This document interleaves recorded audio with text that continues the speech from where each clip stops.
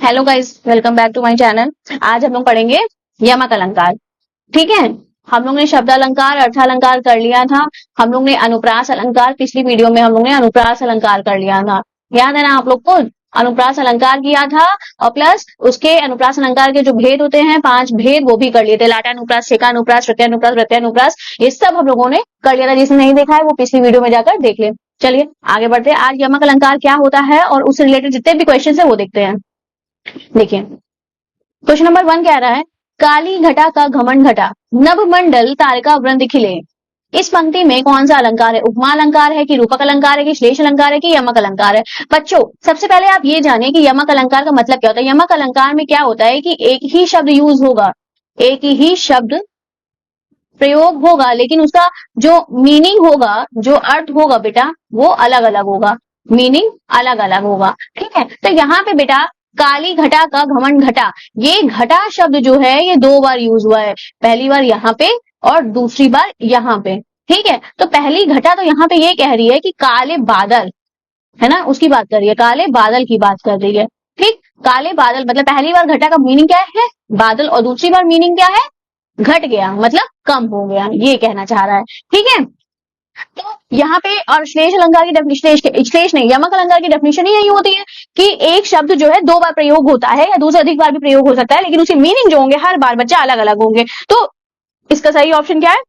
Option D. ठीक है, देख लेते हैं उपयुक्त पंक्ति में यमक अलंकार है। अब यमक अलंकार की डेफिनेशन जैसे कि मैंने बताई वो लिखी हुई है, जिस अलंकार में एक शब्द का प्रयोग 2 बार होता है उसे उसे क्या कहते हैं? यमक अलंकार कहते हैं। लेकिन क्यों यमक अलंकार कहते हैं? क्योंकि और दोनों बार उसके अर्थ क्या होंगे बेटा? अलग अलग होंगे। ठीक है, देखो, काली घटा का घमंड घटा, यह पंक्ति घटा शब्द का यमक में 2 बार प्रयोग दर्शा रही है ना। पहला घटा जो है बताया ना मैंने आपको, काला बादल है। ठीक, और दूसरा घटा क्या है? कम होना है। ठीक, मतलब काले बादल का घमंड कम हो गया है, अर्थात वे अब नहीं रहे। एक टाइम पे बहुत छा गए थे और अब नहीं रहे।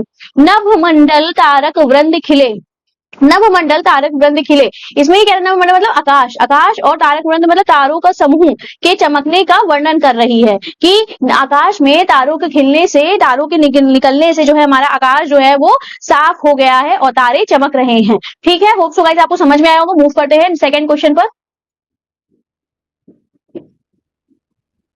सेकंड क्वेश्चन क्या कह रहा है, देखते हैं।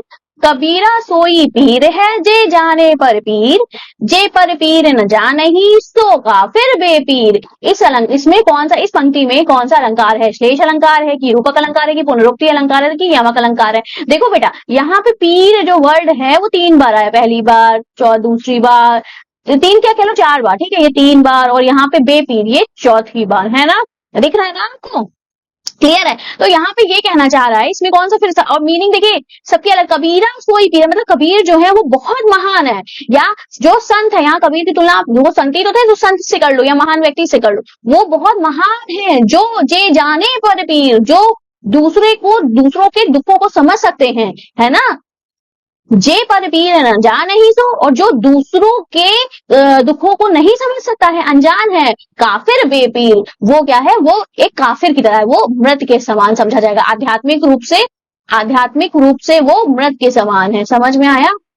ठीक है, चलो देख लेते। तो इसमें पीर का मतलब क्या आ रहा है? एक जो है, एक मतलब आ रहा है महान व्यक्ति है, महान व्यक्ति, महान संत। और दूसरे पीर का मतलब क्या आ रहा है? दूसरे पीर का मतलब दुख आ रहा है, दूसरे पीर का मतलब दुख आ रहा है। ठीक है, देखो इसका रिजल्ट फिर क्या होगा, आंसर क्या होगा बेटा? यमक अलंकार होगा इसमें। देखो क्या आंसर क्या होगा? डी। ठीक है, क्या है? कबीरा सोई पीर है, जे जाने पर पीर, जे पर पीर ना जाने ही सो काफिर बेपीर। इसमें यमक अलंकार है। क्यों भाई? यमक अलंकार की डेफिनेशन फिर से देख लेते हैं। जहां एक ही शब्द 2 या 2 से अधिक बार आए, है ना, और उसके अर्थ हर बार भिन्न होंगे, यमक अलंकार होगा। ठीक है ना। इसका एक्सप्लेनेशन देखो, यहाँ पे जो बताया है वो है, सच्चा संत कबीरा सोई पीर है, सच्चा संत या महान व्यक्ति वही है, जे जाने पर पीर, जो दूसरों के दुखों को समझ सके, जे पर पीर न जाने ही सो, जो दूसरों के दुखों से अनजान है, काफिर बेपीर, वह आध्यात्मिक रूप से मृत है ना। ठीक है ना। तो यहाँ पर पहले पीर का मतलब क्या है? महान। दूसरे पीर का मतलब क्या है? दुख। होप सो गाइस समझ में आ रहा होगा। नेक्स्ट क्वेश्चन पे जंप करते हैं। क्वेश्चन नंबर 3 कह रहा है, जिन पंक्तियों में एक शब्द या शब्द समूह अनेक बार आए, ठीक है, शब्द या शब्द समूह अनेक बार आए, किंतु उनका अर्थ प्रत्येक बार भिन्न हो, तो वहां कौन सा अलंकार होगा बेटा? प्रकोक्ति अलंकार की, अनुप्रास अलंकार की, श्लेष अलंकार की, यमक अलंकार? बेटा यमक अलंकार होगा, है ना? ठीक है। देखो यहाँ पे वही चीज डेफिनेशन बताई गई, जिन पंक्तियों में एक शब्द या एक शब्द समूह बार बार आएंगे किंतु अर्थ, उनका अर्थ जो है भिन्न होगा, तो वहां यमक अलंकार होगा। फॉर एग्जाम्पल हमने यहाँ पे दिया हुआ है आपको, कनक कनकते 100 गुनी मादकता अधिकाय, या खाए बोराय जग पाए, जग या पाए बोराय, कनक कनकते 100 गुनी मादकता अधिकाय, या खाए बोराय जग या पाए बोराय। यहाँ पे जो कनक का मतलब है बेटा, एक कनक का मतलब है धतूरा और एक कनक का मतलब है सोना, है ना? धतूरा और सोना, दो मतलब है कनक का, है ना? मतलब धतूरे को खाने से लोग बौरा जाते हैं, है ना? लेकिन सोने को पाने की लालसा से लोग और भी बौरा जाते हैं। है कि नहीं बात? बिल्कुल सही है ना? चलो आगे क्वेश्चन पे जंप करते हैं। निम्नलिखित में से कौन सा शब्द अलंकार है? बेटा शब्द अलंकार की बात कर रहे हैं, मतलब शब्द से जिसमें सुंदरता, काव्य की सुंदरता बढ़ती है, जिस अलंकार में शब्द से काव्य की सुंदरता बढ़ती है, उन्हें शब्द अलंकार कहते हैं, है ना? तो उपमा है कि उत्प्रेक्षा की, रूपक है कि यमक है, तो बेटा यमक अलंकार है। ठीक, देखो काव्य की शोभा बढ़ाने वाले शब्दों क्या कहते हैं? अलंकार कहते हैं। अलंकार के मुख्यतः दो भेद होते हैं, ये सब हम आपको पढ़ा चुके हैं, आप देखिएगा अलंकार की पहली वीडियो में यही शुरुआत की है मैंने। शब्द अलंकार, देखो जहां किसी पंक्ति या कविता में शब्दों के कारण, मेन क्या है बेटा? शब्दों के कारण रमणीयता आती है, वहां क्या होता है? शब्द अलंकार होता है। शब्द अलंकार के मुख्य भेद क्या कहते हैं बेटा? अनुप्रास, यमक, श्लेष और वक्रोक्ति, है ना? और विपसा और है इसी में। अर्थालंकार में क्या है? जहां अर्थ से बेटा, जहां पे शब्द से नहीं, जहां अर्थ से सुंदरता आती है वहां अर्थालंकार होता है। ठीक, जहां किसी पंक्ति या कविता में अर्थ के कारण रमणीयता आती है वहां अर्थालंकार होता है। अर्थालंकार के मुख्य भेद बेटा कई हैं, इसके तो शब्दालंकार में जो है 5 ही आ जाएंगे, लेकिन इसमें कई हैं। उपमा अलंकार है, रूपक अलंकार, उत्प्रेक्षा अलंकार, व्यतिरेक अलंकार, अतिशयोक्ति अलंकार, दृष्टांत अलंकार, भ्रांतिमान अलंकार, संदेह अलंकार, उल्लेख अलंकार, मानवीकरण अलंकार, ऐसे बेटा बहुत सारे इसके एग्जाम्पल हैं। ठीक है, आगे बढ़ते हैं। क्वेश्चन नंबर 5 कह रहा है, माला फेरत जुग भया, फिरा न मन का फेर, कर का मन का डारी दे, मन का फेर। इस दोहे में कौन सा अलंकार है? रूपक अलंकार है कि अनुप्रास है कि उपमा है कि यमक है? बेटा यहाँ हम देख रहे हैं, ये जो मेरा माला वर्ड है बेटा, देख रहे हो ये जो माला वर्ड है ये रिपीट कर रहा है ना? तो यहाँ पे कह रहे हैं माला फेरत, माला फेर रहे मतलब मोती की माला, मतलब बेटा मोती की माला, है ना? माला फेरत जुग भया, फिरा न मन का फेर, मन का डारी दे, मन का फेर। यहाँ माला गलत बोल रहे हैं हम आपको, मनका की बात है बेटा, मनका, मनका वर्ड है, माला नहीं रिपीट हो रहा है, मनका रिपीट हो रहा है। देखो ये जो मनका वर्ड है, एक ये है, एक यहाँ पे, दूसरा यहाँ पे, तीसरा ये है ना, चौथा कह लो। तो यहाँ वह है मन का, तो जो मन का है वो मोती की माला पहला बता रहा है, और दूसरा बता रहा है मन की बात, मन को कह लो या हृदय को कह लो। दूसरा क्या बता रहा है? मन या हृदय को बता रहा है। तो क्या कह रहा है? माला, देखो यहाँ लिखा है माला फेरत जुग भया, मतलब बहुत कोई व्यक्ति है जो बहुत लंबे समय तक क्या कर रहा है? हाथ में माला लेकर मोती की माला को घुमा रहा है, लेकिन उसका मन नहीं बदल रहा है ना? मन नहीं बदल रहा, मन का भाव जो है वही है, उसके मन की जो कर का मन का डाल, उसके मन का जो हलचल है वो शांत नहीं हो रही है। तो कबीर जी ऐसे व्यक्ति को ये सलाह देते हैं कि इस माला को मतलब ऐसे घुमाना जो घुमा रहा है ना वो बंद कर दे और अपने मन को शांत करे, अपने मन को बदले, मन को मोतियों की माला से बदले, मतलब मन को शुद्ध करे तो सब शुद्ध हो जाएगा। ठीक है, तो इस दोहे में मन का, देखो यहाँ पे मन का है, मन का जो एक माला है और एक मन का है, मन का मोती मतलब हृदय, इसको दर्शाया गया है एक ही शब्द से, लेकिन इसका मन, इसका अर्थ क्या है? अलग अलग है। इसका देखो हमने यहाँ पे एक्सप्लेन भी किया हुआ है। माला फेरत जुग भया, कोई व्यक्ति लंबे समय तक हाथ में लेकर मोती की माला तो घुमाता है पर उसके मन का भाव नहीं बदलता। फिरा ना मन का फेर, पर उसके मन का भाव नहीं बदलता। कर का मन का डारी दे, उसके मन की हलचल शांत नहीं होती। तो कबीर जी ऐसे व्यक्ति को क्या सलाह देते कि हाथ की इस माला को फेरना छोड़कर मन का फेर, मन की मोतियों को बदलो। ठीक है, चलो एक आगे मूव करते हैं। क्वेश्चन नंबर 6 कह रहा है, सारंग ले सारंग चली, कई सारंग की ओट, सारंग झीनो पाई के, सारंग कई गई चोट, है ना? तो यहाँ देखो क्या रिपीट कर रहा है, यहाँ पहला क्वेश्चन क्या कह रहा है? अलंकार कौन सा विद्यमान है बताओ? उत्प्रेक्षा है कि श्लेष है कि रूपक अलंकार है कि यमक है? तो बेटा यमक है, क्योंकि यहाँ सारंग है, वर्ड रिपीट कर रहा है। ये देखो एक बार, ये दूसरी बार, ये तीसरी बार और ये चौथी बार, और इसका मीनिंग अलग अलग आ रहा है। है ना, सारंग का मीनिंग अलग आ रहा है, सारंग लय सारंग चली, है ना। एक सारंग का मतलब है बेटा दीपक, और दूसरे सारंग का मतलब है बेटा पल्लू, साड़ी का पल्लू। ठीक, तो क्या कह रहे हैं, सारंग लय सारंग चली, मतलब एक कोई फीमेल है, एक कोई फीमेल है जो सारंग लेके चल रही है, मतलब दीपक लेके चल रही है, कई सारंग की ओट, पल्ले को ऐसे पल्ले की ओर में, मतलब सिर से पल्ला लिया हुआ है उसने, सारंग झीनो पाई के, तो जो उसका पल्ला है ना वो बहुत हल्का है, उसका पल्ला क्या है, बहुत हल्का है। सारंग कई गई चोट, तो जो उससे क्या हो गया, दीपक को चोट लगी, मतलब दीपक जो है बुझ गया, मतलब पल्ला हल्का है उसका, तो हवा आई, है ना, और हवा से क्या हुआ, उसका जो दीपक है वो बुझ गया। तो यहाँ सारंग का मतलब अलग अलग है, तो यहाँ कौन सा अलंकार है, यमक अलंकार है। देखो इसका आंसर क्या होगा, सी। यहाँ सारंग का जो प्रयोग है वो एक से अधिक बार हुआ है, और इसका अर्थ क्या है, अलग अलग है, तो यहाँ बेटा कौन सा अलंकार होगा, यमक अलंकार, हम आपको बता चुके हैं। और इसका एक्सप्लेनेशन देख लो क्या कह रहा है, एक स्त्री दीपक मतलब सारंग लेकर चल रही है, पल्ले मतलब सारंगी की ओट में, ठीक है, पल्ला हल्का और जालीदार है, इसलिए हवा जो है सारंग से बुझ गया, है ना। एक इसका एक सारंग का मतलब हवा भी है, ये बताया ही मैंने आपको। चलो नेक्स्ट क्वेश्चन पे मूव करते हैं। तीन बेर खाती थी वो, तीन बेर खाती है, फिर से सुन लो, तीन बेर खाती थी वो, तीन बेर खाती है, में कौन सा अलंकार है, अनुप्रास है, नहीं श्लेष है, नहीं रूपक है, नहीं यमक है। यहाँ क्या रिपीट हो रहा है बेटा, बेर रिपीट हो रहा है, पहली बार, दूसरी बार बेर रिपीट हो रहा है। यहाँ तीन बेर खाती थी मतलब समय को बता रहा है, तीन बेर खाती है मतलब यहाँ फल को बता रहा है ना। समझ रहे हैं, समझ रहे हैं ना, ये चीज क्लियर है, ठीक है। तो इसका एक्सप्रेशन देखो, तीन बेर खाती थी वो, तीन बेर खाती है, कौन सा अलंकार है, यमक अलंकार है। यहाँ पे प्रथम तीन बेर का अर्थ क्या है, समय से है, दूसरे तीन बेर का अर्थ फल यानी भोजन से है। ठीक, देखो एक्सप्लेनेशन देखो इसका, जो कभी तीन बेर भोजन करती थी, तीन बार भोजन करती थी, वहां के अब केवल तीन बेर मतलब तीन फल खा के रह गई है। यहाँ पे जो बेर शब्द दो बार आया है उनका अर्थ अलग अलग है, पहला समय को बता रहा है और दूसरा फल को बता रहा है। ठीक, आगे मूव करते हैं। जेते तुम तारे, तेते नभ में न तारे हैं, इस वाक्य पंक्ति में दिए गए विकल्पों में से सही अलंकार बताओ। बेटा कौन सा है, उपमा है, रूपक है, श्लेष है, नहीं ये सब नहीं है, कौन सा अलंकार है, यमक। क्या रिपीट कर रहा है, तारे, पहली बार तारे यहाँ आया, दूसरी बार तारे यहाँ आया। पहले तारे की मतलब कह रहा है कि एक किसी भी व्यक्ति या पुत्र की या किसी भी पुत्री की, किसी व्यक्ति की जो है सुंदरता की बात कर रहा है, सुंदरता की। इसकी तुलना किससे कर रहा है, इसकी तुलना किससे कर रहा है, ये तारे से कर रहा है कि तारे तारे जितना सुंदर है ना, तुम इतने सुंदर हो कि भैया तारे भी नहीं है इतने सुंदर। देखो तो इसमें कौन सा यमक अलंकार होगा, तारे ही, तो तारा दो बार रिपीट कर रहा है, उसका मीनिंग अलग अलग है, पहला व्यक्ति की सुंदरता, दूसरा तारा। ठीक है, तो इसमें कौन सा अलंकार है बेटा, यमक अलंकार है। अब एक्सप्लेनेशन देख लो, जेते तुम तारे, इसका मतलब क्या है कि तुम इतने शानदार और विशेष हो जैसे कि आकाश में बहुत सारे तारे। तेते नव मैना तारे, इसका अर्थ है कि आकाश में उतने तारे नहीं कि जितने तुम सुंदर हो। ठीक है, इसे तुलना करें कि इतने तारे नहीं सुंदर है जितने तुम सुंदर हो। ठीक है, नेक्स्ट मूव करते हैं।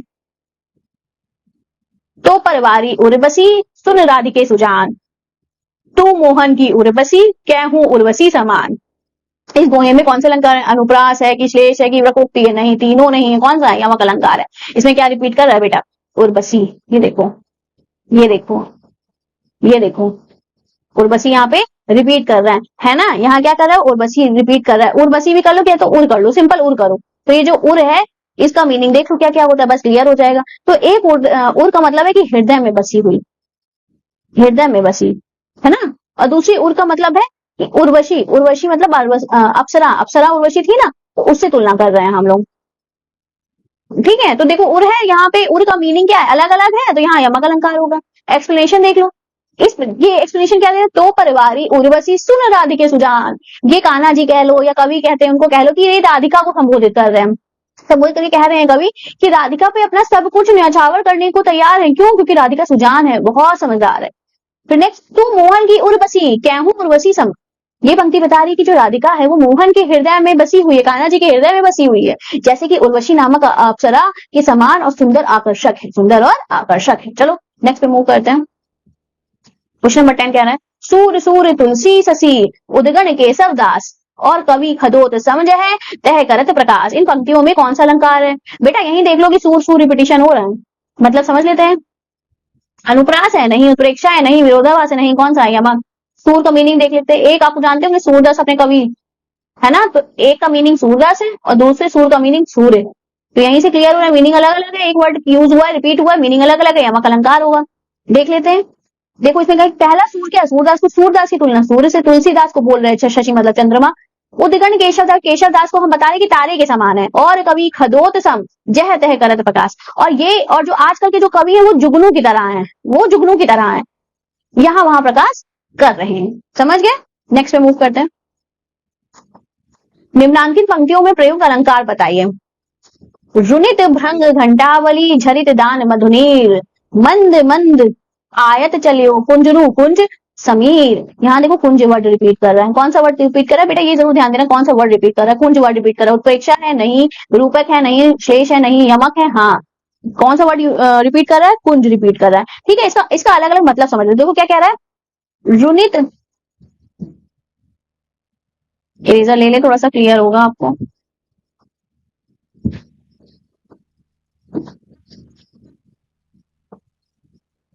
देखो रुनित भृंग घंटावली, रुनित भृंग घंटावली कह रहा है कि बजते हुए जो भृंग है और जो घंटी की आवाज है, रुनित भृंग घंटावली मतलब बजते हुए भृंग और घंटी की आवाज। ठीक, झरित दान मधुनीर, टपकते हुए मधु के समान, टपकते हुए मधु की ड्रॉप की तरह। मंद मंद आयत चलियो, धीरे धीरे आते हुए, क्या धीरे धीरे आते हुए, कुंजरू कुंज समीर, यहां लिख देना है। ठीक है, वन की हवा जैसे हाथी के मद की सुगंध, मद की सुगंध।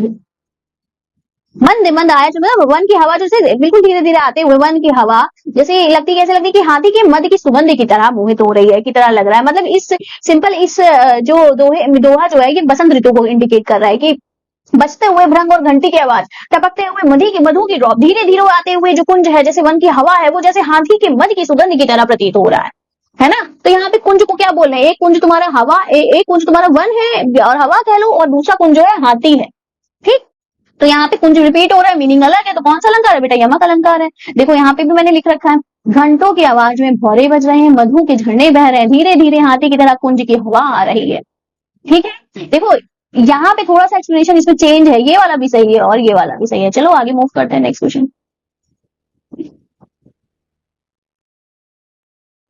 तरणी के ही संग तरल तरंग में तरणी डूबी थी हमारी ताल में। इसमें कौन सा अलंकार है बेटा, देखो कौन सा वर्ड रिपीट कर, तरणी, तरणी, ये वर्ड तरणी वर्ड यहाँ पे रिपीट कर रहा है। ठीक है, ये पहली बार और यहाँ पे ये दूसरी बार आया। क्लेश है नहीं, प्रेक्षा नहीं, या रूपक नहीं, यमक हाँ। देखो यहाँ पे जो तरणी है, एक तरणी का मतलब सूर्य है और दूसरी तरणी का मतलब नाव है। मतलब समझ लो इसका क्या एक्सप्लेनेशन, देख लो क्या दिया है, सूर्य अपनी किरणों के साथ हमारी झील में डूब गया था, तरणी के ही संग तरल तरंग में, सूर्य है ना, तो पहले का मीनिंग सूर्य, सूर्य जो है अपनी किरणों के संग कि हमारे जो झील है उसमें डूब गया था। ठीक, इसमें तरणी के दो मीनिंग है, एक सूर्य है और एक नौका है। यहाँ पर नौका के अर्थ में बोला, तरणी का प्रयोग नहीं हुआ है बल्कि सूर्य के अर्थ ले लिया गया है। ठीक है, चलो आगे मूव करते हैं।